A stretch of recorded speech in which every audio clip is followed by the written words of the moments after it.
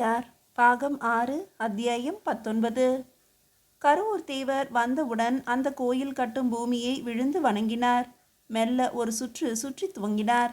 வலதுபுறமாக சுற்றி கருவறை பக்கம் வருகிற போது நித்த வினோத பெருந்தச்சன் குணவனை பார்த்து ஒரு ஹூங்காரம் செய்தார்.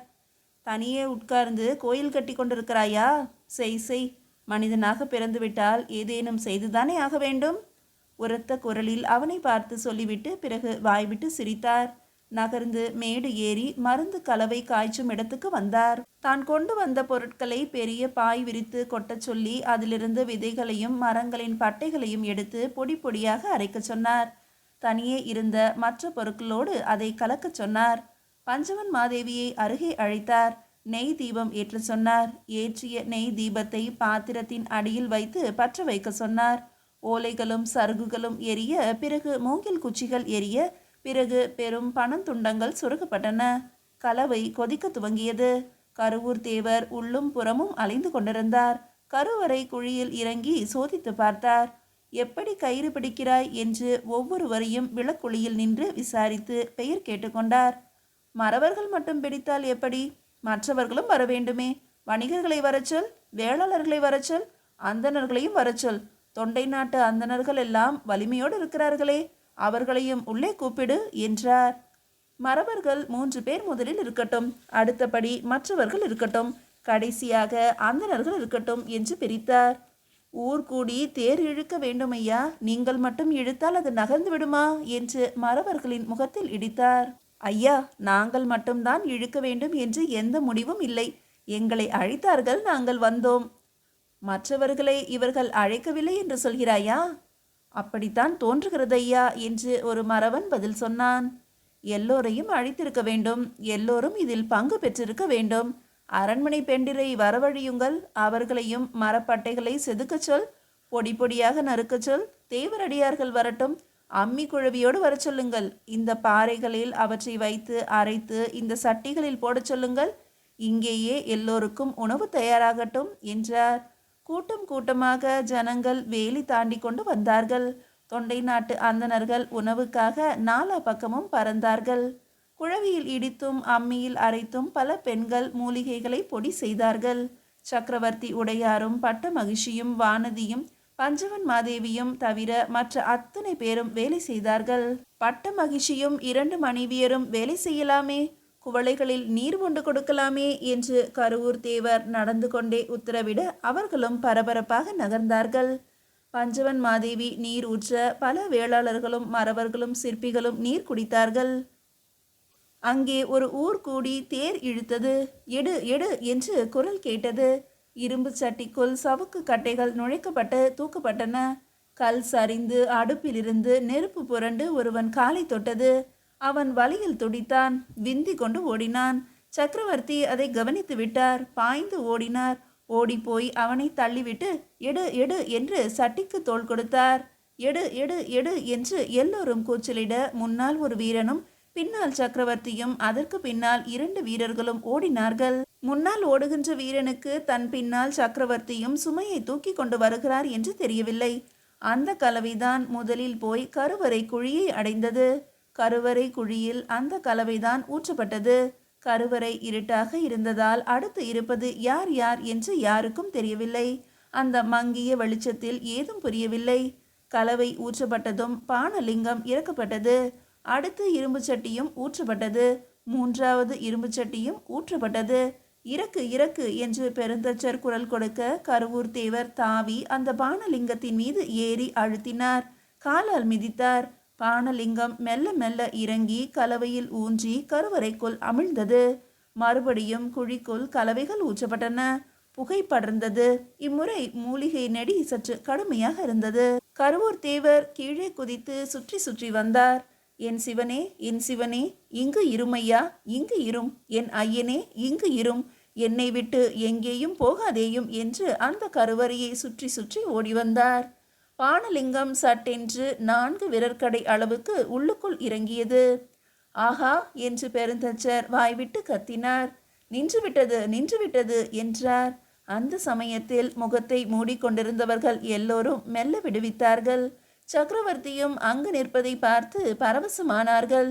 அவரும் தோள் கொடுத்து மருந்தை தூக்கி வந்திருக்கிறார் என்று தெரிந்து குதூகலம் அடைந்தார்கள். சோழம் சோழம் என்று கத்தினார்கள்.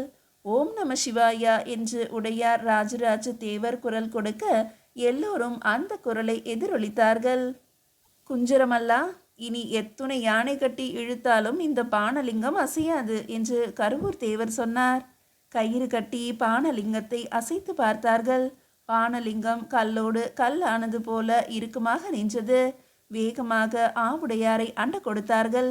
வேறு விதமான கலவை குழம்பு கொண்டு வரப்பட்டது. ஆவுடையார் இறுக்கப்பட்டது, இறுக்கி கட்டப்பட்டது. இறுக்க கட்டிய கயிற்றின் மீது வெள்ளை துணி போர்த்தப்பட்டது. சக்கரவர்த்தியை அழைத்து கொண்டு கருவூர் தேவர் வெளியே வந்தார். ராஜராஜா, உன்னால் தான் இது நடந்தது. எப்பொழுது எந்த விதமான கம்பீரமும் இல்லாமல் சாதாரணமாக தூக்குச்சட்டிக்கு தோள் கொடுத்து தூக்கி வந்தாயோ அப்பொழுதே இறைவன் இங்கு வந்து விட்டான். எப்போது எல்லா மக்களும் இதில் பங்கு பெற்று விட்டார்களோ அப்பொழுதே இங்கு இறை சாநித்தியம் வந்து விட்டது. இல்லை குருநாதா, இது உங்களால் நிகழ்ந்தது. இல்லை இல்லை, நான் எந்த வேலையும் செய்யவில்லை. இங்கு செய்தது அனைத்தும் இறைவன். மிக பெரிய நாடகமாடி இருக்கிறான். உன்னையும் உன் மனைவியரையும் இந்த தஞ்சை நகரத்து மக்களையும் ஒன்றாக இணைத்திருக்கிறான். ராஜராஜா, இன்னொரு வேலையும் செய்ய வேண்டும். எப்பொழுது உள்ளுக்குள் சிவலிங்கம் ஸ்தாபிதமாகிவிட்டதோ பிறகு வெகுநாள் சிவலிங்கம் பூஜையின்றி இருக்கக்கூடாது. எனவே இந்த விமானத்தை சுற்றியுள்ள மண் மேட்டை விரைவாக அகற்றுகின்ற பணியில் சகலரையும் ஈடுபடுத்து. சுற்றுப்புறம் முழுக்க இருக்கின்ற கிராமங்களில் இருந்தும் மக்கள் வர வேண்டும். இன்னும் பெரிய அளவில் பணி நடைபெற வேண்டும். 15-20 நாட்களுக்குள் இந்த மண்மேட்டை அகற்றி விமானத்தை பார்க்க வேண்டும். எல்லோரையும் ஈடுபடுத்து. எல்லோருக்கும் வேலை கொடு. எல்லோரும் ஒற்றுமையாக கை கோர்த்து இந்த மண்மேட்டை அகற்றட்டும். கருவூரானுக்கு வேறு வேலை இருக்கிறது. குடமுழுக்கின் போது நான் வந்து கலந்து கொள்வேன், கவலை வேண்டாம் என்று சொல்லிவிட்டு மறுபடியும் அவர் கிழக்கு நோக்கி நடக்க துவங்கினார். போகும்போது மறவர்களோடு விளையாட்டாய் சண்டையிட்டார். குழந்தைகளை தூக்கி கொஞ்சினார். அங்குள்ள படலை தாண்டும் போது அங்கு நின்றிருந்த நித்த வினோத பெருந்தச்சன் குணவனை பார்த்து மறுபடியும் சீறினார். நீ இல்லாமலேயே உள்வேளை முடிந்துவிட்டது. நீ இல்லாமலேயே வெளி வேளையும் முடியும். மற்றவையும் நடக்கும். எனவே நீ போய் வரலாம், போய் வா என்று கேலி பேசினார். சுற்றியுள்ளோர் வாய்விட்டு சிரித்தார்கள். நித்த வினோத பெருந்தச்சன் மனம் குன்றினான். அந்த இடத்தை விட்டு வேகமாக நகர்ந்தான். அவன் நடந்து போன வேகம் அதிகம் காயப்பட்டு விட்டான் என்று மற்றவர்களுக்கு காட்டியது. ஆனால் அது பற்றி யாரும் அதிகமாக அலட்டி கொள்ளவில்லை. நித்த வினோத பெருந்தச்சன் இல்லாவிட்டால் என்ன என்ற நினைப்பில் மற்ற வேலைகளை கவனிக்க துவங்கினார்கள். மிகச்சிறந்த சிற்பி, தினம் தினம் விதவிதமாய் புதியன கண்டுபிடித்து கொண்டிருந்தவன் இப்போது சாதாரண நானான். மண்மேட்டை அகற்றுவது எப்படி? இப்போது பெருந்தச்சர் அரண்மனை மண்டபத்தில் அமர்ந்து பிரம்மராயரோடும் மற்ற சிற்பிகளோடும் ஆலோசனை நடத்த துவங்கினார். சக்கரவர்த்தி உடையார் வந்ததும் எல்லோரும் எழுந்து நின்றார்கள். தஞ்சையை சேர்ந்த, தஞ்சையின் சுற்றுப்புறத்தில் இருக்கின்ற கிராமங்களை சேர்ந்த அத்துணை மனிதர்களும் கோயில் பணிக்கு வர வேண்டும் என்று முரசு அறிவித்து விடுங்கள். சற்று தொலை தூரத்தில் உள்ள இளைஞர்கள் கூட வரலாம். கருவூர் தேவர் உத்தரவிட்டது போல சிறுக சிறுக 7 வருடங்களாக கட்டிய இந்த மண்மேடு 15 நாட்களுக்குள் வேறு பக்கம் கொண்டு போய் கொட்டப்பட வேண்டும். நாலா திக்கிலும் இந்த மண் வண்டிகள் நகர வேண்டும். அப்படி மண் கொட்டப்பட்ட இடம் என்னவாக இருக்கும் என்பதை யோசனை செய்யுங்கள். பிற்பாடு மண்மேடு குறித்து நாம் வருத்தப்படக்கூடாது. கிழக்கோ மேற்கோ தெற்கோ வடக்கோ எப்படி மண்ணை எடுத்தாலும் அது தலை சுமையாக தூக்கி கொண்டு வந்து அங்கு வரிசையாக நிற்கின்ற மாட்டு வண்டிகள் மீது கொட்டப்பட வேண்டும். ஆயிரக்கணக்கான கூடைகள் வேண்டும், மண் வெட்டிகள் வேண்டும். யானைகள் மீதும் மாடுகள் மீதும் கூடைகள் வைத்து மண் எடுக்கப்பட வேண்டும். யானைகள் ஒரு பக்கம் போனால் குதிரைகளும் மாடுகளும் வேறு பக்கம் போக வேண்டும். மண் எடுப்பதில் சிற்பிகளின் பங்கு என்ன என்று சக்கரவர்த்தி கேட்டார். எதுவும் இல்லை. மண் எடுத்த இடத்தில் இருக்கின்ற கற்சிலைகளை, அந்த முனைகளை, கொடுங்கைகளை, உத்திரக்கட்டைகளை, பத்ம வரிகளை சுத்தம் செய்வதே அவர்களுக்கு சரியாக இருக்கும். வெளியே தளம் அமைப்பதற்கு உண்டான சதுர கற்களும் அமைக்கப்பட வேண்டும். துவாரபாலகர்கள் சிலைகள், உள் பிரகார கோஷ்டத்தில் உள்ள சிலைகள் செய்யப்பட வேண்டும். கோயிலை சுற்றி 8 விதமான தேவதைகள் பிரதிஷ்டை செய்யப்பட வேண்டும். மண் எடுக்கின்ற வேலையை நம்மில் யாரும் செய்யலாம். ஆனால் சிற்பி வேலையை அவர்கள்தான் செய்ய வேண்டும்.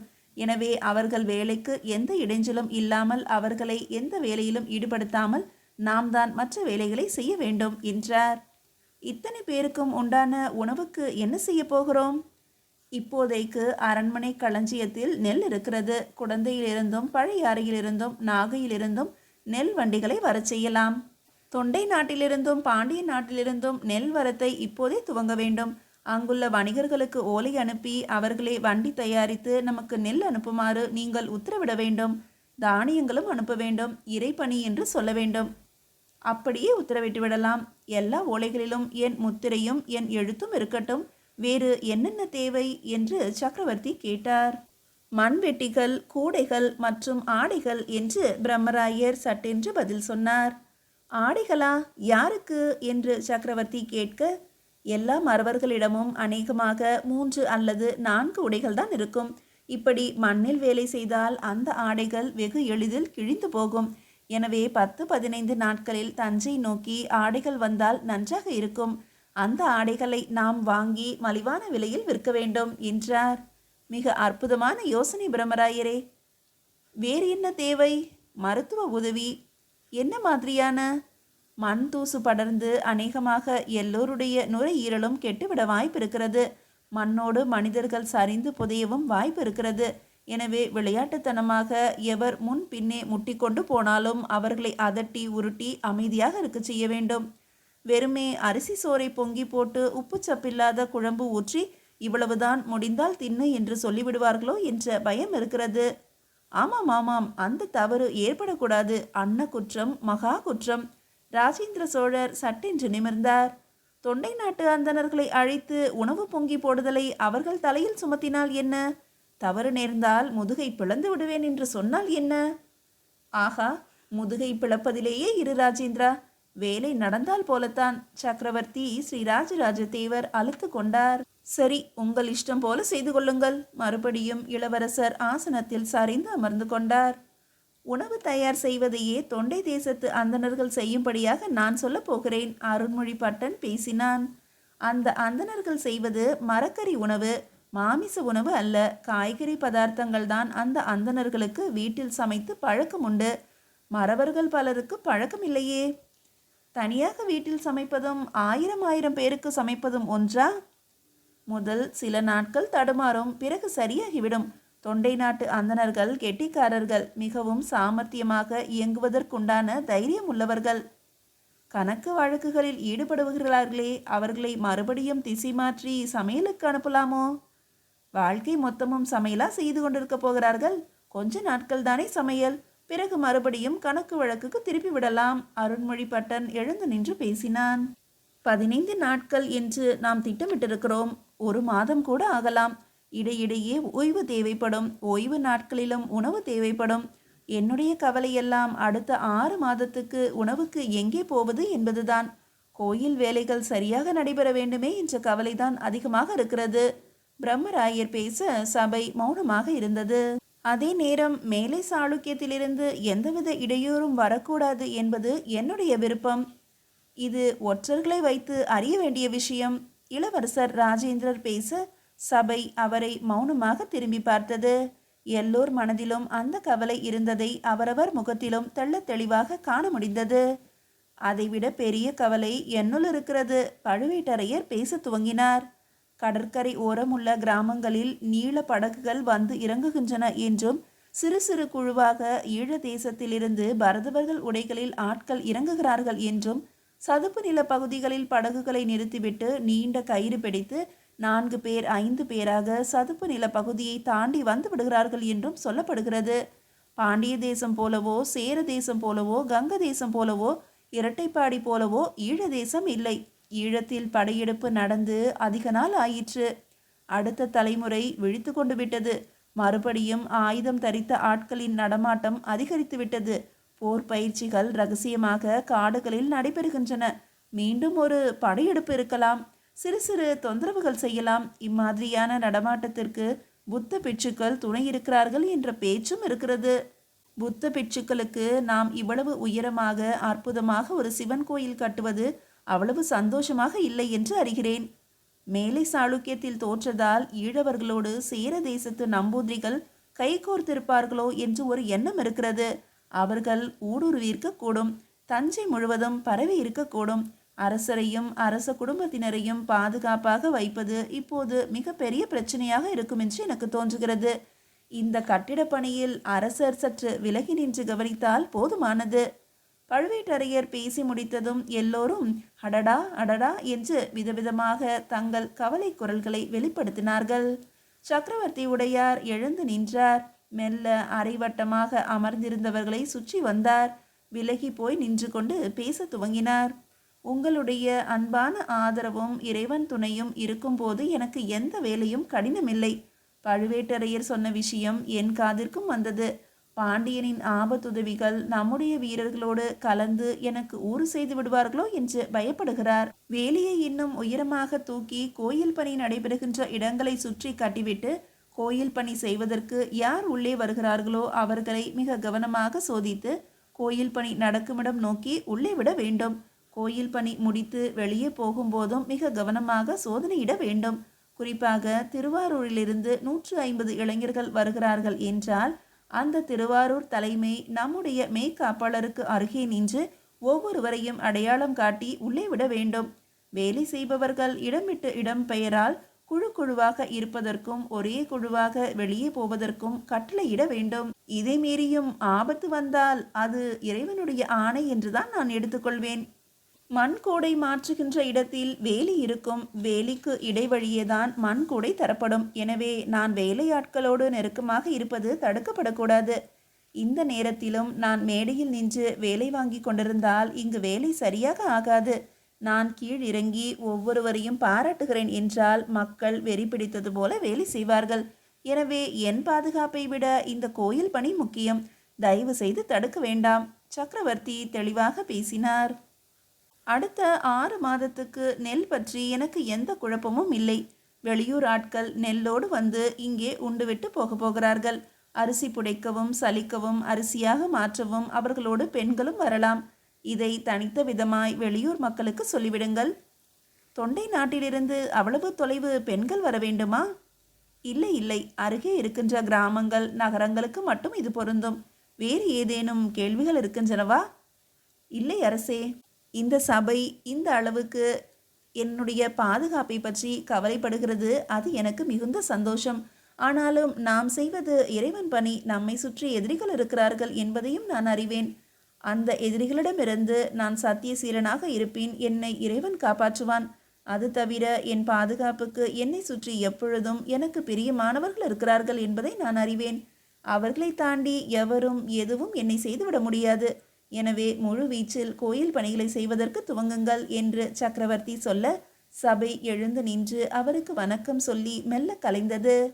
அரண்மனையின் மேல் மாடத்தில் பஞ்சவன் மாதேவி இறங்கி வந்தாள். பட்ட மகிழ்ச்சியும் உங்கள் மற்ற துணைவிகளும் தங்களுக்கு என்னென்ன வேலை என்று கேட்டு வர சொன்னார்கள். நிச்சயமாக வேலை கொடுத்தே ஆக வேண்டும் என்கிறார்கள். தாராளமாக வேலை செய்யலாமே. எல்லோரையும் பகல் வேளையில் குடிப்பதற்கு மோர் தயாரிக்க சொல். புளிப்பில்லாத இனிப்பான மோர் வேண்டும். இதை அனைவருக்கும் கொடுக்க வேண்டியது அரண்மனை பெண்டிரின் வேலை. எனக்கென்ன வேலை? என்னோடு இருப்பது எப்போதும் மரண பரியந்தமும். பஞ்சவன் மாதேவியை சக்கரவர்த்தி இழுத்து அணைத்து கொண்டார். அட, இந்த நேரத்தில் போய் மரணம் அது இது என்று ஏன் பேசுகிறீர்கள்? பஞ்சவன் மாதேவி அவரை ஆற தழுவிக்கொண்டாள். எனக்கு வயதாகிவிட்டது பஞ்சவன் மாதேவி. ஆனாலும் உன் மீது இருக்கின்ற ஆசை போகவே இல்லை. உன்னை பார்க்கும் போதெல்லாம் உன்னை தொட்டுக்கொண்டே இருக்க வேண்டும், உன்னை உரசிக்கொண்டே இருக்க வேண்டும் என்று தோன்றுகிறது. அடடா, கோயில் பணி செய்கின்ற நேரத்தில் இப்படியா? கோயில் பணி நேரத்தில் கூடல் கூடாது என்று சொல்லப்படவே இல்லையே. கோயிலுக்கு கும்பாபிஷேகம் வருகிற போது விரதம் இருக்க வேண்டும் என்றுதான் சொல்லப்பட்டிருக்கிறது. உங்களை விரதம் இருக்கும்படி கூட நான் சொல்லவில்லை. வயதாகிவிட்டது என்பதை நினைவில் கொள்ளுங்கள். மேலை சாளுக்கிய போருக்கு பிறகு சற்று தளர்ந்து விட்டீர்கள். கோயில் பணி முடிந்த பிறகு இன்னும் அதிகமாக தளர்வீர்கள். ஏன் அப்படி சொல்கிறாய்? மிக பெரிய வேலை ஒன்றை செய்து முடித்த பிறகு மனதிற்குள்ளும் மனதின் மூலமாக உடம்பிற்குள்ளும் ஒரு அலுப்பு பரவுவது இயல்பு. புரிகிறது தேவி. அதனால் என்ன? அந்த அலுப்புக்கு இப்போதே தயாராகி விடுங்கள். அதை நோய் என்று நினைத்து விடாதீர்கள். சரி, என்ன செய்ய வேண்டும் என்கிறாய்? மௌனமாக தனியே அமர்ந்து நாம் கட்டிய இந்த அரும் பெரும் கோயிலை வெறுமே அமர்ந்து வேடிக்கை பார்த்து கொண்டிருங்கள். அதற்கு முன்பு என்ன? அதற்கு முன்பு அதற்கு முன்பு இளவரசர் ராஜேந்திரரிடம் எல்லா பொறுப்புகளையும் ஒப்படைத்து அவரை சக்கரவர்த்தியாக்கி விடுங்கள். அதில் ஒரு சிக்கல் இருக்கிறது தேவி. நீ சொன்ன 2 வேலையையும் என்னால் ஒரே நேரத்தில் செய்ய முடியாது. ஏன் அப்படி? நீ சொன்னது போல இந்த கோயில் பணியை முடித்துவிட்டு நாம் கட்டிய கோயில் என்று தினம்தோறும் ஆசையாக இந்த கோயிலை பார்த்து கொண்டிருக்க முடியாது. ஏன்? யார் தடுப்பார்கள்? யாரும் தடுக்க மாட்டார்கள். சக்கரவர்த்தியாக இளவரசரை நியமித்த பிறகு இந்த தஞ்சையில் நான் இருக்க முடியாது. இந்த கோயிலையும் பார்க்க முடியாது. கடவுளே, என்ன சொல்கிறீர்கள்? பஞ்சவன் மாதேவி அலறினாள். மீதியை அடுத்த அத்தியாயத்தில் காணலாம்.